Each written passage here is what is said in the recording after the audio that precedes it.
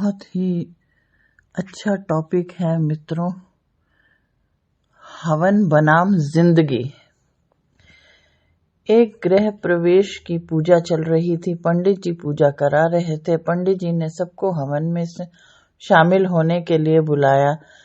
सबके सामने हवन सामग्री रख दी गई। पंडित जी मंत्र पढ़ते और कहते स्वाहा। लोग चुटकियों में हवन सामग्री लेकर अग्नि में डाल देते। गृह मालिक को स्वाहा कहते ही अग्नि में घी डालने की जिम्मेदारी सौंपी गई थी। वे भी हर व्यक्ति के समान थोड़ी सामग्री डालते, इस आशंका में कहीं हवन खत्म होने से पहले ही सामग्री समाप्त न हो जाए। गृह स्वामी भी बूंद बूंद घी डाल रहे थे हवन में।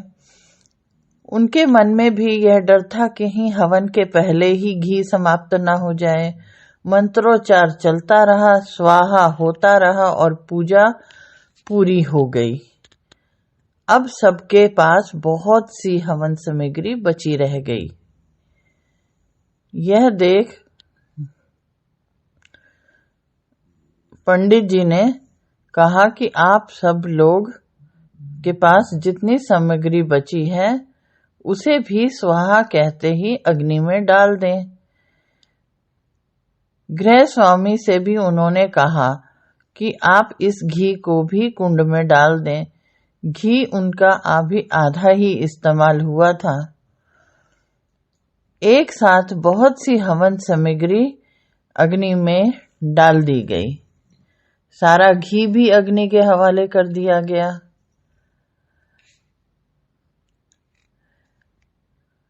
पूरा घर धुएं से भर गया। वहां बैठना मुश्किल हो गया।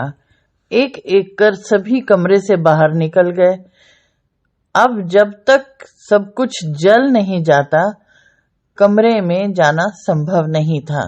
काफी देर तक इंतजार करना पड़ा, सब कुछ स्वाहा होने के इंतजार में। उस पूजा में मौजूद हर व्यक्ति जानता था कि जितनी हवन सामग्री उसके पास है उसे हवन कुंड में ही डालना है, पर सभी ने उसे बचाए रखा कि आखिर में सामग्री काम आएगी या कहीं खत्म ना हो जाए।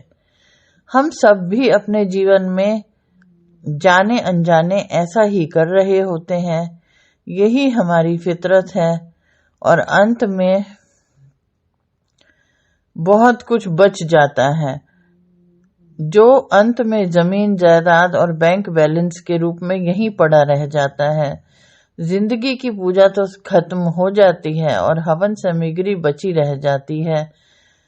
हम बचाने में इतने खो जाते हैं कि यह भूल जाते हैं कि सब कुछ होना हवन कुंड के हवाले ही है। उसे बचाकर करना क्या है? बाद में भी तो सिर्फ धुआं ही होना है। संसार हवन कुंड है और जीवन पूजा। एक दिन सब कुछ हवन कुंड में ही समाहित होना है।